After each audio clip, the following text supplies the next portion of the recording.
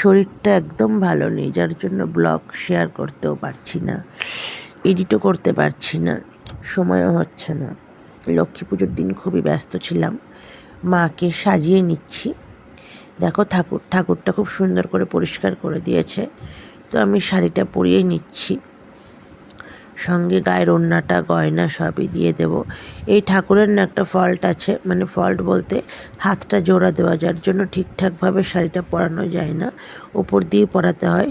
আর মায়ের যে সিঁদুরের কৌটোটা সেটা আমি ডাবল টেপিং করে দিয়েছিলাম, না হলে দাঁড়াতো না। যাই হোক, মোটামুটি ফুলের মালা দিয়ে তৈরি হয়েছিল যে হারটার। এই হারটা দেখো আমি নিজে তৈরি করেছি, কেমন হয়েছে সবাই অবশ্যই কমেন্টে বলবে। তো এটা দিয়ে গাঁদা ফুলের মালা দিয়ে হার, হাতের চুড়ি সব কিছু দিয়েই মাকে সাজিয়ে নিয়েছি। তো আমার তো খুব ভালোই লাগছিল দেখতে। মোটামুটি পুজো প্রিপারেশন চলছিল, লাইটিংও হয়ে গেছিলো, শুধু সন্ধেবেলার অপেক্ষা।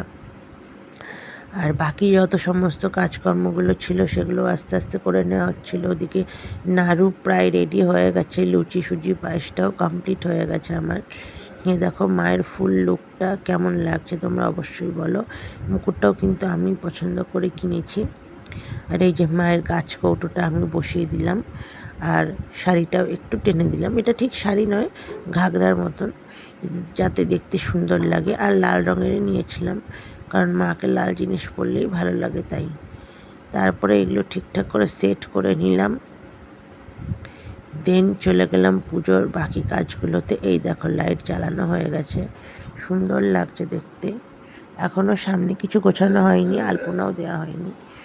তো মোটামুটি প্রস্তুতি ভালোই চলছে, সন্ধে তখনও হয়নি। এই ঘট পেতে নিলাম, সমস্ত কিছু সাজানো গোছানো করা হয়ে গেছে। ফল বানিয়ে নিয়েছি আমি, বাকিটা আরেকটু বানাবো।